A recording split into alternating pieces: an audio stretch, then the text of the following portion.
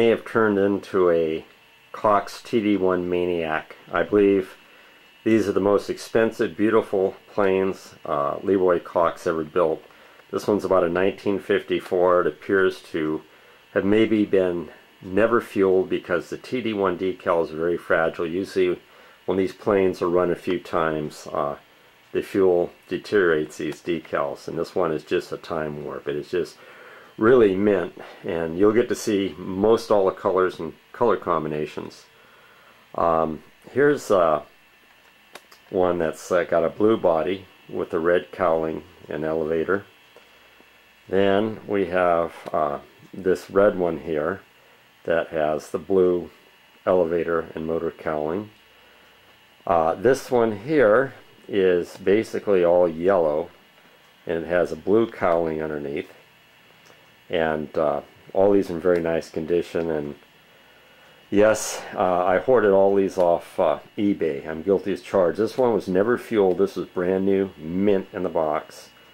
Paid a lot of money for this one, and it is just a time warp. It is absolutely gorgeous. Now the red ones are the 1953s. These were the first ready-to-fly airplanes with aluminum wings that Leroy Cox offered. Here's one with got a yellow fuselage with a red elevator and red motor cowling, which is also very nice. So that's 1, 2, 3, 4, 5 in this bedroom, and then number 6, and of course let's not forget number 7. This one's about a 56 to 59, a real time warp. It's got all the original decals in beautiful condition. And this one appears to have never been run, or maybe run once. It'd be hard to tell. But anyway, that's 7 in this bedroom, and then we're going to go to the next room. This is a guest bedroom, and here we have one red one, and we have another red one hanging up over here. And there again are 2 more TD1s, which makes 7 in the other bedroom. This is 9. Now we'll go to another room. Here's the master bathroom, and here's one that was made in between 1956, 1959. That's got the all-white body, and this one's hanging in the master bathroom. Then we'll conclude going to the bedroom. This one makes number 11. This one is all yellow. I just bought this recently on eBay, and it was real good and dirty, and I cleaned it up really nicely. It just came out beautiful. I took it all apart and cleaned it. And here's a Cox Super Sport. I bought mint in the box. And then we have a Cox TD3. I had one of these as a kid, and this was filthy. I bought this off eBay, and it was just full of fuel stains and grunge, and I very carefully cleaned it, and it cleaned up like brand new. I mean, like brand new. It was just amazing how dirty this was and how beautiful it cleaned up. This was a good buy. Then I have a one Mac over here that was used at Disneyland. In 1958 they had a cage where they flew all of these, and then I'll get to a few more. Here's a one Mac V73 speedboats with a can of one Mac fuel in between them. Here's another color combination of a V73. Then there's your typical around a 1955 vintage WinMac inboard gas-powered boat. Another WinMac car behind it. I stuck a bunny in there. And then we have a nice battery-operated boat from the 50s and 60s, all mahogany. And here's the outboard motors. And one's an Atwood with the cooling tube there. You'll see that cooling tube, that clear cooling tube. And the other one is a Sea Fury. And another battery operated boat. And then we'll get over to a couple more WinMac cars. There's around a 1956 vintage Automite racing car. There's red with the yellow man and yellow with the red man. And go take a look at some other stuff I have over here. Here's some vintage Scripto lighters that had dice in them.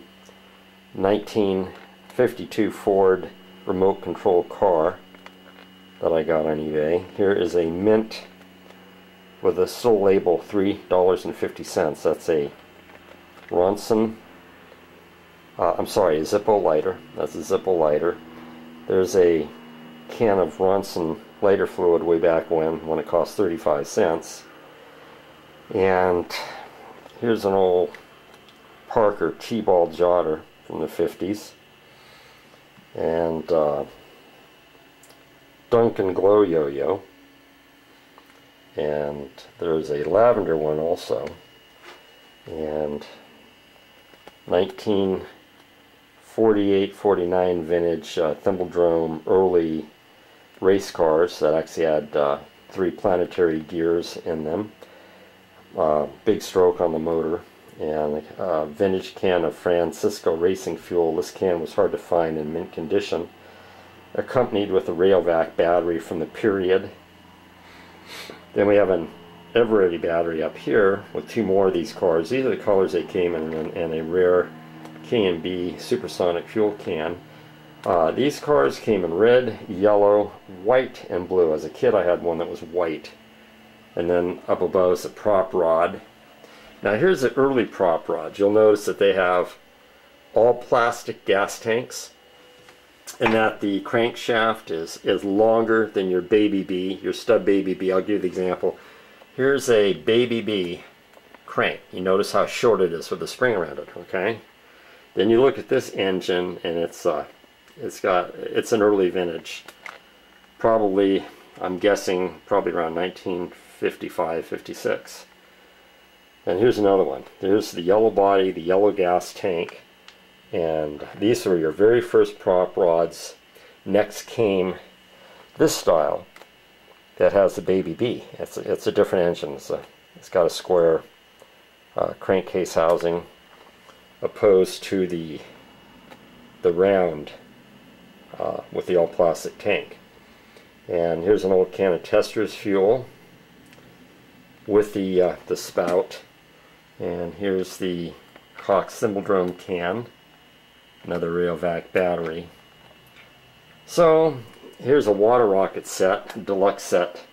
That's a vintage set from the mid-50s. It's got the long ball pump up, 2 size rockets. That was hard to find in that condition. And here we have the old Scripto pens where they had the insert cartridges. You'd unscrew the pen. They came in red, green, blue, and they also came in clear.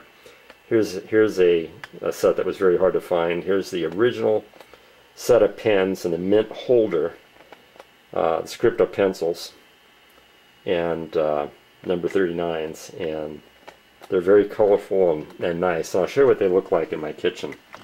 The Scripto pencils look very handsome against the black granite in the kitchen.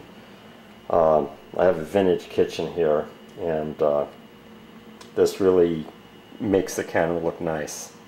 Here's a quickie of the kitchen to conclude this video. I'm going to try to do something here. I'm going to demonstrate how black lights work.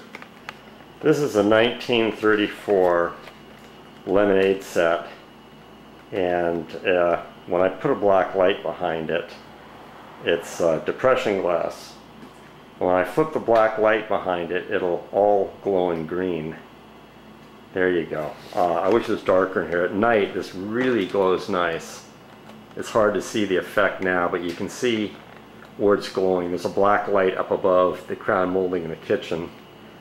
And here's another glance at the kitchen. Everything in the house is Art Deco.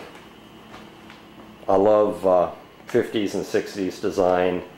They made things so nice, like this coffee set and stuff. But anyway, this will conclude this video. Hope you enjoyed the different colors of all the planes.